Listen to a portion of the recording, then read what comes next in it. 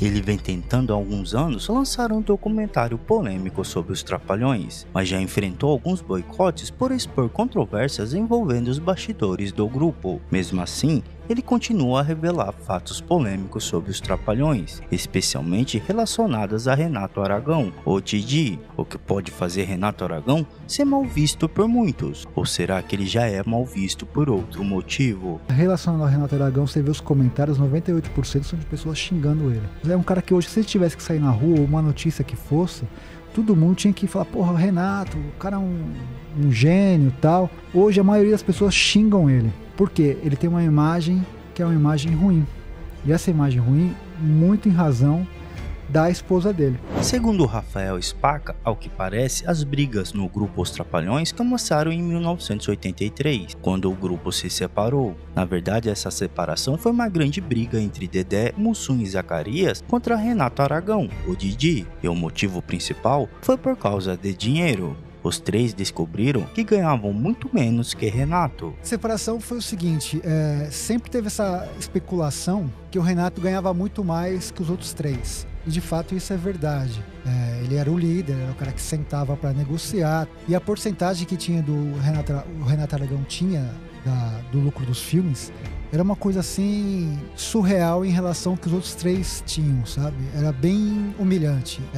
Eu acho que era justo ele, no salário do Renato na Globo, ser um pouco maior, até porque ele era o líder. Mas em relação ao filme, tinha uma diferença brutal. E isso foi uma das coisas que incomodaram os outros três e tiveram a ideia de se separar. Na época, Renato Aragão era dono da Granja Comari, hoje o centro de treinamento da seleção brasileira, e vale muito dinheiro, e o que evidenciou ainda mais a diferença financeira entre ele e os outros membros. Mas durante essa briga, o grupo tinha um filme em produção. Como Renato produziu tudo, ele manteve o projeto, que acabou se chamando de O Trapalhão na Arca de Noé, no qual ele convidou artistas como Serginho Malandro e Xuxa para substituir os outros Trapalhões. Mas antes deles entrar, Renato Aragão falou outra coisa para substituir os três, algo muito mais polêmico. Foi o seguinte, né? O Vitor Lustosa, Trapalhões, ele era o roteirista e produtor da Arca de Noé, né? Os Trapalhões da Arca de Noé. E aí ele fala pro Renato, Renato, a gente tem um problema, né? Porque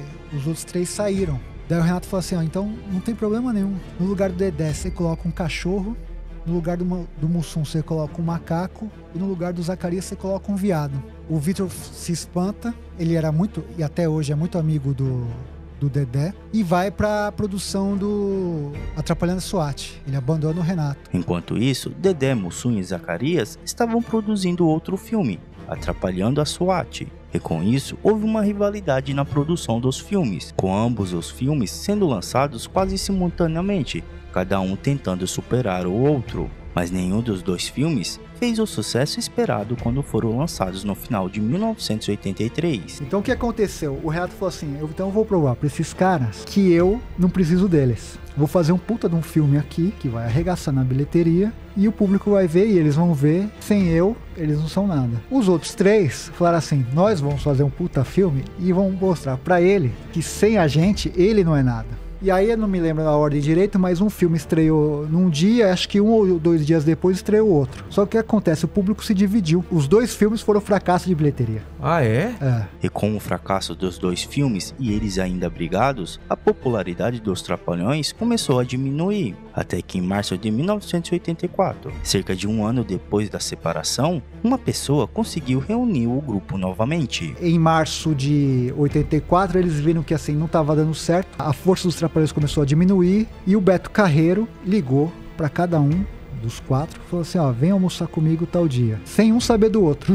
Quando os 4 chegam quase ao mesmo tempo nesse restaurante, um olha pro outro e fala, meu, o que você armou pra gente? Falei, meu, esquece essa briga, não tá dando certo, vocês estão tomando um prejuízo e não funciona sem os 4. Durante anos, o grupo Os Trapalhões continuou a fazer muito sucesso na TV e no cinema, até os anos 90, quando chegou ao fim com as mortes de Zacarias e Mussum. Mas mesmo no final, o grupo não escapou de várias polêmicas também. Zacarias faleceu em março de 1990, aos 56 anos. Na época surgiram boatos de que ele teria morrido por complicações decorrentes da AIDS, já que estava visivelmente muito magro. magro, o que ficou evidente em seu último trabalho com o grupo, no filme Uma Escola Atrapalhada. Mas informações da época indicavam que Zacarias estava seguindo uma dieta rigorosa, pois se considerava muito acima do peso, e esse regime teria enfraquecido seu organismo, afetando seus pulmões e provocando anemia, o que resultou em uma insuficiência respiratória, e assim, portanto, vindo a falecer. Mas segundo Rafael Spaca, Zacarias realmente faleceu por causa da AIDS, e ele ainda revelou que Zacarias era bissexual.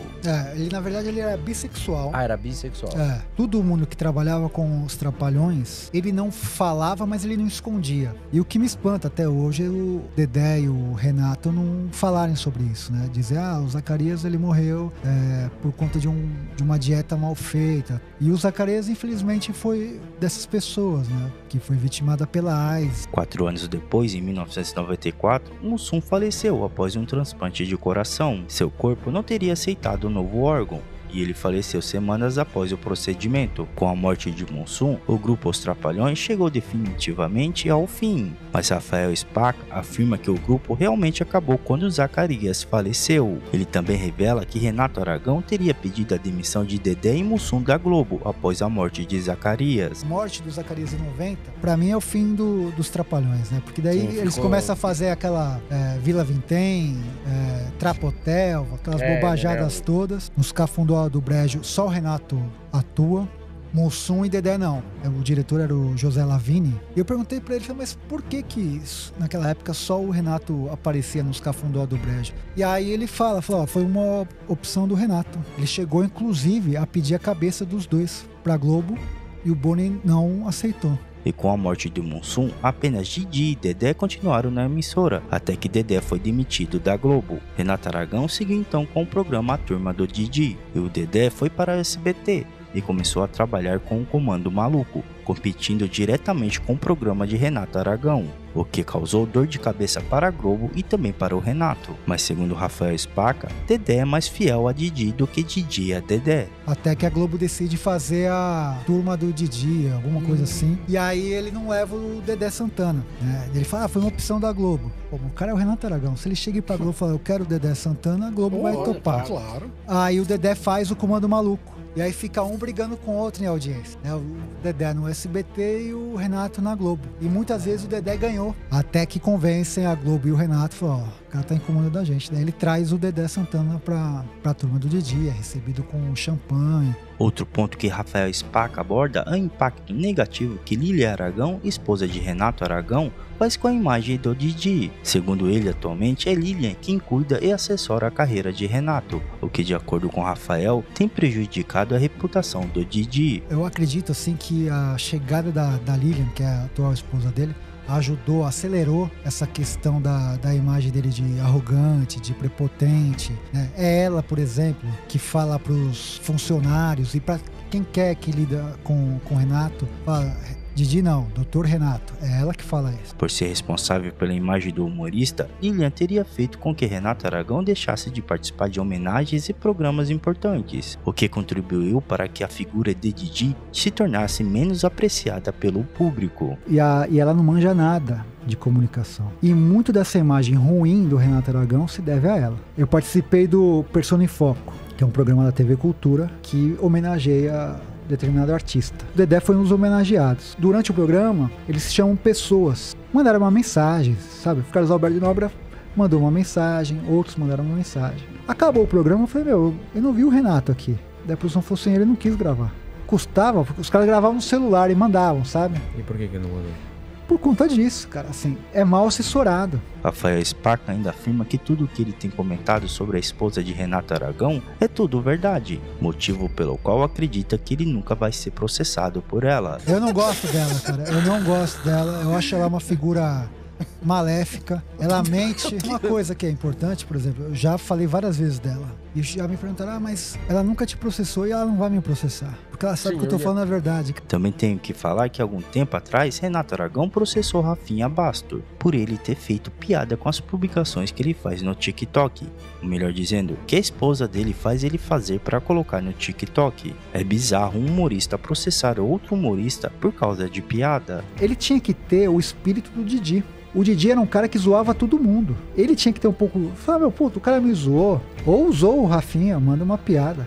Agora, processar por causa de um comentário... que do TikTok dele é horrível mesmo, cara. Rafael Spaca é jornalista, escritor, documentarista e grande fã dos Trapalhões. Apesar de ser fã do grupo, ele não hesita em revelar alguns fatos polêmicos sobre os bastidores dos Trapalhões. Rafael já escreveu 4 livros sobre o grupo e entrevistou 132 pessoas que trabalharam com eles, incluindo o próprio Renato Aragão para um de seus livros. Atualmente ele está tentando lançar esse documentário que foi intitulado Trapalhadas Sem Fim, que vai contar toda a história dos Trapalhões. Esse documentário está sendo produzido por ele há alguns anos, e durante esse período, Rafael participou de diversos podcasts e programas de rádio, onde revelou várias polêmicas sobre os bastidores do grupo. E segundo ele, ainda há muito mais a ser revelado.